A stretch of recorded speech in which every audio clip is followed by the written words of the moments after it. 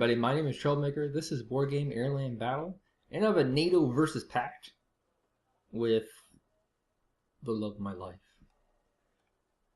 A player that impressed me very heavily. Last time we saw him, he actually beat a guy who was cheating. His name is Johnny Steak. I'm very interested in seeing what he does. And his opponent is Professor Smurf. No, it's actually Enohka playing as one of his many Smurfs. This is kind of Enohka's thing to do, is just Smurf people. It's much easier to play when people do not know who or what you are. So we're just going to speed ahead and look at the loadouts here. Throwing out two commands here to start off. Not going to go for a third. This is a map that generally favors 3 commands, however, because of the large number of 3-point bases that are very easy to get. We're going to see Tunguska. This must be a Soviet deck because we have the T-80U coming out. Lots of infantry, some AA infantry of all things. And another little squad going this way. So it looks like you're going to split his squads off with the main force going this way. And this way. And the second ball going to try and secure this location for post-attack. Trying to get the position first and then bring in the commands after. While much slower in rolling out his troops here, we have Johnny Steak. Such a badass name. And going to go ahead and have this flank happen. And this one's interesting because you can go along this road and you can really stop in a number of locations. You can take this hill here. You can stop in on this little base here. You can move in and take this. It's so many options available when you take this back road here. On top of that, he's got some Abrams out. Some Chaparral, some infantry, some airborne infantry, a lot of good standard stuff, but not seeing a second command vehicle just yet. So he might be trying to push it. Oh, there it is. Call me a liar, Johnny Steak. Call me a liar. Yeah, actually, I was interested to find out that Johnny Steak is not a new player to the game. I thought he was a new, fresh talent, but it turns out he's not. He's actually Frank from Wargame European Escalations. And was one of the top 66 in the Wargame Cup, and is actually really good. And truthfully, we didn't see a lot of his games in Wargame European Escalation anyway, and he's kept a lot of his stuff very secret, hush-hush. So it's interesting to see that that's who he is, and that's what he's doing. So we're going to get this game started any second now. The players are still just silently picking up their units. Game goes to 2,040-minute match with basically only 3 bases each of value, and then there's this forward base here, entirely no point value for reinforcements. So there is this weird little middle thing that sometimes people choose to just ignore, but ends up being an amazing place for staging AA, great place for staging AT into hitting all bases from all sides, and a great vantage point for attacking. And generally speaking, people usually invest a lot of infantry into protecting this wooded area. A lot of games are won and lost by who controls this zone, so that's something. And also it's important to note that the fast path for a lot of these reinforcement points is going to be this way, into this base. So that's something of interesting note, not this way, which is what you think the rational point would be, but since this is close to this, it comes out of Charlie instead of out of Bravo, and it will actually spin around this way as opposed to this way, which of course would be safer, but this is actually faster. Now if you rush forward and take this point, well then you're fine. They'll come from this point to here, and Bravo will lead into Alpha, and it's fine, but yeah, if you decide to go for this thing, then you're in some trouble. This is a lot harder to capture, of course, because it's so much closer to your opponent. And when I say capture, it's not to be Bostonian. That's actually how I say capture. So this game is not starting for some reason. And it's actually a little bit upsetting. I have it on 10 times speed. Come on, boys. It's also possible this game has started and I'm actually a madman. But we do have the BM-21 Grad, a rocket-based artillery out, which is very scary and honestly an odd choice this early in the game. Generally speaking, you don't see a lot of early game rocket launchers, especially when you don't have an FOB. Those two things are not so good together. And yeah, lots of indecision here. Usually by this point they go, click, we're ready. But it looks like this Professor Smurf is just playing along here. trying to do something funny. And it has possibility to do a lot of damage. There's a lot of infantry here. There's a lot of vehicles here. There's not a lot of tanks here. There's 2 M1 Abrams here. Everything else is very destroyable from a rocket artillery, so I won't count out this vehicle just yet. It's an odd choice, but it could play well here. And like I always say, I just don't see enough artillery in the game right now. A lot of people are choosing to go with only mortars. Very few people using the rocket-based artillery, and even fewer so using the standard artillery types, which I've been informed are in fact called tuber types. All right, here we go!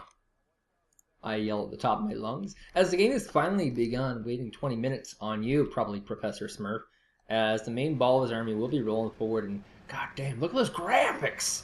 Look at this badass BM garage just speeding along, saying like, sup, yeah, wow, did that just happen? Do these guys actually know how to drive like actual rules? Yes, they actually drive on the right side of the road, and they signal left, and they go forward, except they don't have left signals. God, what a BM little grad here. Just knows that with his wheels he moves so much faster, and I might be just so blown away by that for the wrong reasons. I mean, most people are looking at that and go like, yeah, so what? A vehicle passed a tank. But did you see those awesome like Need for Speed moves that he pulled out there? He was just like brum, brum, brum, just weaving in between people like a mad person. So we see some infantry from Professor Smurf just moving along the side here, and there will be some matching infantry from Johnny Steak, not as many. This will allow him to secure Delta and maybe even go for Echo. All the while, the speed wagon of infantry units going to rush forward, but unfortunately, Johnny Steak has, of course, moved his infantry much, much faster with his Humvees and, of course, these helicopters, which massive advantage. He's going to grab this base here with recon as well, and should be able to secure this middle location pretty effectively. He's got 20 riflemen, a ranger squad, and more infantry coming up. The early advantage to taking a position cannot be misunderstood. Whoa, rocketing his own units here, actually. And will you get crazy amounts of damage? 5 points, 10 points. So he gets 10 points in all these stuns, and the stuns is pretty key. He has stunned all the infantry in the middle except for these U.S. Marines. His Moto Strelkies have now moved into the proper position, and suddenly these riflemen have lost their advantage as Prizik Igla's Moto Strelkies and another squad of Moto Strelkies moving in are just decimating this middle force here. Johnny Steak still has the advantage. He's got 30 points to 20 points, and it's realistically just looking at the scoreboard right now because Ranger Squad about to get knocked out. That'll put Professor Smurf decently ahead. Now 15 points to build up, and the Moto Strelky moving in.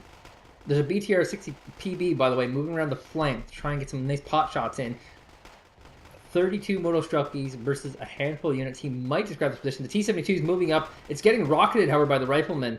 And it might just be enough to take out this rifleman squad so he can move his infantry and to take out the remaining forces. But keep in mind, there's 20 riflemen here. This will be quite the feat to take out. There are some units spiraling around the side here as this middle map position is convincingly, seemingly going to go to Enohka, who has 24 Moto Strelkies against 22 mixed units. There is a tank here, and there is a T-80U also firing in the distance, just going to hit some pot shots off. There are some Abrams moving around the side. A T-72 does get killed by it, and this is the kind of side flank maneuvers you're worried about. The T-80U does get missed, which is excellent. The M1 Abrams, however, still going to continue firing, and the T-80U, very slow but very, very armored, is doing more damage than it's taking, which is always good in an encounter. Moto Strelky actually moving into position to try and support the T-80U instead of going for these riflemen. And suddenly it's starting to look like Johnny Steak will in fact take the position. Here comes another rocket barrage from that BM Grod as it's able to strike fear into these tanks and actually doing some pretty significant damage here as well. One tank goes down, the other one's still alive. However, it's panicked, it is stunned, and it is in a bad state. He's going to move that tank back as the T-80U gets one last shot off on it, and he should be able to move away from position. All the while, Moto Strelkies, 9 left over. There's 3 riflemen left, and looks like, in fact, the conclusion of this will be Enohka grabbing the middle location and actually will gain a 50-point lead because of that Abrams kill there. That was very, very significant. Abrams moving back forward. This could be a mistake. This could be a misclick. A Canadian Hornet. I am an okay. That's an American Hornet, apparently. Didn't know such thing existed, but ugh. God, Johnny Steak actually loses that Hornet, and Hornets are not cheap vehicles, by the way.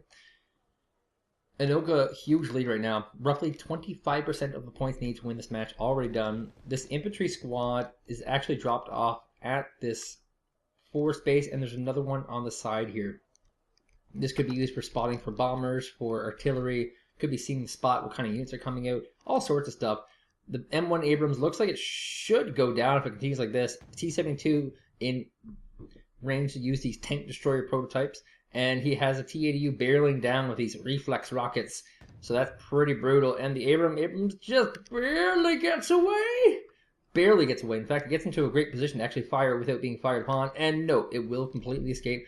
2 cargos moving here. He's going to move back his Abrams to the cargo so he can save his Abrams, which of course have gained some veterancy here.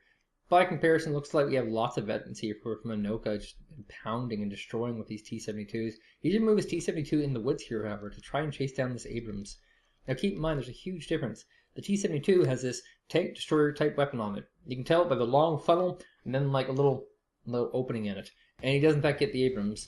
Whereas units like the T-80U are best for their rockets because the rockets are very, very long range. Do a lot of damage. Enohka gonna go ahead and waste some supply, and it isn't really wasting, but it is using supply to re-health up this T-80U. He's gonna need quite a few of these supply trucks in order to do this, and neither player really going for this middle location. Both players going instead for the flanks. And Enohka has secured this base. He has not secured Alpha, however. He's actually down a command vehicle. It looks like this ranger, this sneaky Johnny Steak ranger, was actually successful in killing a command. So if you're wondering why Enohka hasn't expanded just yet, it's because he doesn't have the resources. He's actually down to 1 base, whereas Johnny Steak currently in a much better position with a total of 3 bases. So both players using some very impressive moves here. Huge points advantage goes to Enohka, but if he can't get up the bases, he's going to be in a lot of trouble. And that's especially true considering that the only base he has right now is this no point base. This no point Charlie base. And I don't mean like there's no point in that Charlie base. I mean, it doesn't offer any points per second. He has this command here which is moving around, but he's not gaining points at the moment. That's all I'm saying. I'm trying to say anything at all. And it doesn't look like he actually lost it. He just moved it. And this alone is a pretty good way of playing, except the standard would be to have your vehicle like right here on this road, and then fast move here, get points, and then fast move here, not all the way up here. This would just be a really nice way of playing. If you want to play 3 commands on this map, perfect way of playing, bank up like 400 points, and then, you know, fast move your vehicle from like here to here. Which of course is not really possible. Yeah, it's possible for both players actually. Both players have actually taken the appropriate landing zones, usually in most players, and by most players I don't mean most good players, I mean most players generally do not take the proper zones. They instead go for whatever is closest to them. Actually, they did both take the wrong zone, see? He's going to go this way instead of fighting for this one and taking this zone. But regardless, the big battle zone right is here, and some artillery barrage does a stun job on this UAZ, knocks it out of position for now. The Rangers, of course, are the spotter here, just giving him that great position knowledge. And Riflemen gonna just smooch on into this location. Should be able to get both the Motoshoki and the Spetsnaz BMF if Enohka's not fast enough moving that away. But no, actually the Riflemen are going to get knocked down a peg as another Motoshoki's are moving forward. We have the BR Grad actually probably a waste. Going to get nothing at all, actually. Oh, just barely a swing and a miss there. We have a BTR 60 PB, however, chasing frantically, trying to get this anti-aircraft vehicle. Both players not really using that many, not artilleries, not really using a lot of jet fighters and bombers, which of course have been all the rage again. They've just re-emerged as being cool. And the BM-21 Grad is moving you very, very close. Very, very close. And it's going to have that deadly multi-rockets hitting one location effect. Now this Ranger squad looks like it's finally getting cleared out. There's a Motoshoki chasing it as well. Oh, BTR PB gets killed. Because Rangers lead the way. In a circle. Because that is how Rangers walk. They walk in a circle. And now a word from my sponsors. Oh, we actually have double Corsair. Just as I was saying, not a lot of vehicles being used. We see double napalm on these villages, and that's going to do some devastating damage to a lot of these Motostrelkies, but not so many of these Spetsnaz. And we have a MiG. He's actually going to go ahead and use an air superiority fighter and throws it away as the good old-fashioned Canadian-made Hornet, which of course is American Hornet this time around. The Canadian-made Hornet actually wipes it out. Speaking of which, some stun effect here as one M8 AGS will get picked off by a BMPT. I know I'm saying that preemptively, but it's totally it's a BMPT, people. This has double tank destroyer weaponry. It's like one of the only hybrid vehicles in the game with double tank destroyers. Hornet still circling overhead. He doesn't really know what he's doing. That's the thing. He doesn't even know what he's doing. And the BMP is taking position right here, which is just a position to strike at the road. If anything's coming from the road. All the while we have a flanking position for this M8 AGS. And so far, this has been Enohka's game, but Johnny Steak is a phenomenal talent. This could actually shift at any point. Enohka does find this Johnny Steak Ranger, and he should be able to clear this out. 1 point left on him, and this one little dude here is going to say goodbye any second now. And there he goes. There goes our Ranger. And the Motostrelki squad becomes an elite Motostrelki squad. So, how's everybody doing? Cricket, cricket, cricket. So wrenching basically what we call the mid-game. That's a pretty exciting introduction, by the way. Just non-stop action, small battles everywhere. We see some rocket fire stun here, and the BMPT is going to move up. But look at this. This flanking M8 has come back into effect. The BMPT turns around and goes like, no, dog. I kill shit. You die. And we have a weapons jam here, so it looks like they will undoubtedly get cleaned up by the BMPT. And the BMPT is proven to be the ultimate nerd baller vehicle. Now we do have 2 MBT-70 prototype tanks coming up. And they should be more than enough to take care of every one of these vehicles. They're very potent, very insanely dangerous. And the BMPT will run away. Scaredy cat to fight another day. These vehicles here, the BMP-1Ds, very good. And even after you drop off your infantry, they're going to be very useful in tank destroying. A lot of people will just grab like a bunch of BMP-1Ds and just go with it because they're so good. So good. Both players still basically same base setup. Enohka falling very quickly economically behind. He has a 3-point base and his 1-point base. And his 1-point base is getting shot at. It's all the way in the front. He's got to relocate one more time. All the while, he is still pushing. The one advantage that he has is that he's getting all of his units, even though he's getting less of them. He's getting them all now. And so that BMPT, the baller BMPT, remember that's what we call them, the baller BMPT goes down. MB2 is going to go ahead and kill this Motostrelki squad as well. And there's no point in running, boys, because you're not getting away. I don't know if you know this, but tanks can actually run through this fence, but apparently you cannot. Oh my god, they ran right through the fence. And there goes half the squad, one little bit of the squad left. And no doubt that Motostrelki should get picked off very easily. So in place of that Motostrelki, we see a PTURS Conqueror is going to move in and try and grab this little town area here. That way, if any one of these vehicles rushes forward, the first thing they'll engage is a long-range PTURS Conquerors with his world-famous Conquerors rockets. 16 of them, quite a deadly amount, actually. If he can use most of them, he'd be absolutely crazy. So we have the Grad is completely, well, not completely full. It's got 1 volley in it. So he needs to get some more U-rolls here to fill this up. But he is in a position where he can actually stop any kind of attack and pin them in a location. If he could set up an AT team all along this chokehold area, he could do some pretty serious damage with this rock-based weapon. This BTR-60PB has seemingly got pretty deep into the base as he's spotting 1 M8 AGS. What does he see? Not too much. Does he get the spin-off? That's the question. No, the Grad is not being used. Corsair are going to once again drop off his firebombs. Tunguska winds up and doesn't do any damage, of course. Firebombs being dropped on all the right locations. There we go. Nice shot there. Gets rid of the AA. The Hornet spins in to try and grab a land-based tech. And he's got to get out of there. He's just running straight through dangerous territory. There could have been a team staged everywhere there. But there weren't. So that's a scary napalm location if I ever saw one. Motostrelki squad is just kind of half in, half out. They don't know what to do with themselves. T80U is just functioning everything. Look at this list. Firing computer, stabilization malfunction, was optics malfunctions, everything's gone wrong with this T80U. Of course, is in perfect health.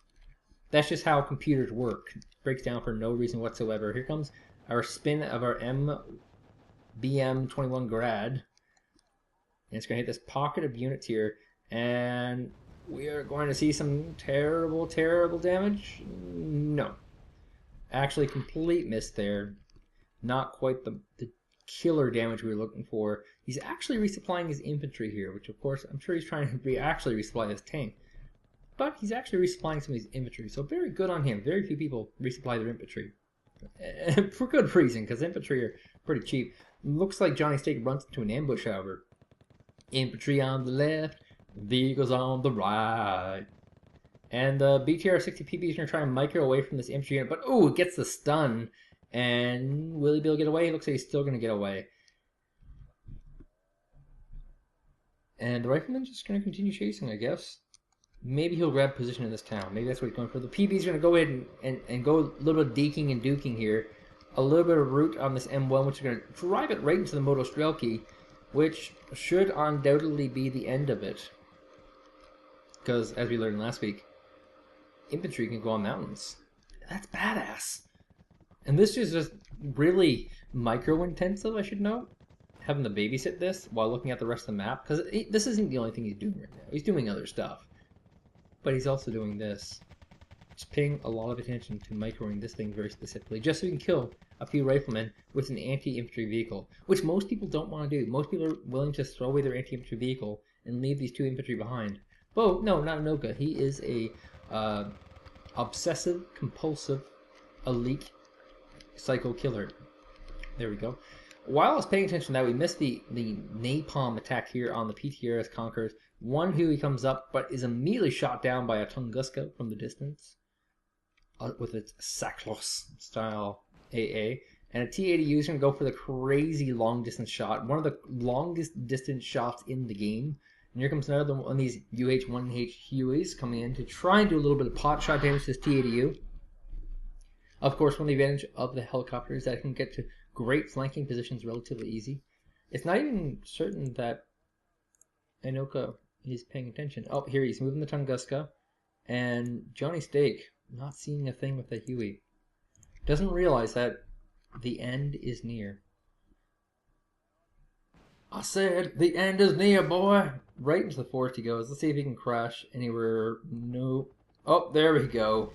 Knocks down all sorts of trees. Special effects! Welcome to Wargame AirLand Battle, the game where people pass each other in the most amazing ways, and the game where people knock down trees with explosions. So here comes the Corsair, gonna go and drop some more napalm right on top of T80U, and oh, Tunguska gets hit instead, and that is huge. He is stunned and burning. He's burning. That would be the point of this. He's burning. And here comes a Hornet, just going to get some pot shots. And this is a pretty good stylistic play by Johnny Steak. He goes in for napalm on the anti-air vehicle, which he knows is there, and then he brings in the Hornet. So he makes sure that the one anti-air vehicle can't fire, and then he brings in the Hornet. So he gets some good shots off on this Hornet, make sure the air-to-air fire can't actually hit him. Gets away after like clearly 20 seconds too long in the air. All because he did this little cute thing here. That's just like one of these little things that a top-end player like Johnny Steak's doing that low-end players like myself are not. But that's really cool. That's a really cool use of units. If you know there is anti-air units here, and only anti-air units here, you can knock out them and then safely use that air superiority fire to do a run on a unit that you really want to kill, like this BMPT, which of course is shaken. So, we have some more supply trucks. Resupplying area. Probably want to give one to this Tunguska. Make sure he survives. Finally, we see a 3-point base being taken here from Enohka. Hasn't had it for the entire game. He's been doing very well despite being on such low base count here. And realistically, the big advantage is that he's using these BM grads to wipe out area of effect units, which is advantageous if your opponent has a lot of units. Speaking of odd moves, here comes another command. He's actually going to go ahead and grab this Echo base. And it's uncertain what he's going to do with it. Is he going to push with it? Is he going to secure this wooded location with it? I don't know. We'll have to get inside of Johnny Steak's head to see this. And here comes the Aardvark. Aardvarks are back, basically. They were a unit nobody used, and now suddenly everyone's using the Aardvark. It's like the most popular unit once again. It's got that megaton bomb. Just kidding, there's no nukes in Wargame AirLand battle. But here we go again. This is his big combo. He's going to go with the Corsair. He's going to drop off his napalm as to where he knows where the vehicle is and misses it. Maybe it was a fluke. Maybe he didn't try that. I don't know. The Aardvark is actually going to run out of fuel before he even gets to drop off his 12 MK Rockeye 2s. Yeah, maybe it was just a fluke. It could have been a fluke. Who knows? But we do have this side flank of MBT-70s moving up. This is a huge advantage that Johnny Steak has right now. He just has so much money that he can buy these really expensive units. That's 240 units worth of tanks just sitting in this random location. He's going to use this Ranger, which was being carried by that Humvee that was shot down by the Motor Stokey, to try and get vision of these Motor Stokeys so that the MBT-70s can actually fire on it. And it's just a nice little micro-heavy way of doing something that was probably just as easy as moving these MBT-70s in and killing it. Truth be told. But he's doing it the most cost-effective way possible.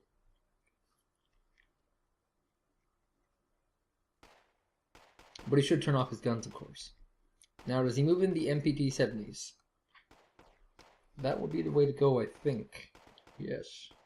Yes, I do think that'd be right. But he's got to turn off his weapons. He's got to turn off that Carl Gustav. No, he's actually just going to lose this Ranger. Probably not paying attention at this very moment. Lost opportunity here with what would have been a great combo move, but instead he's going to lose his eyes.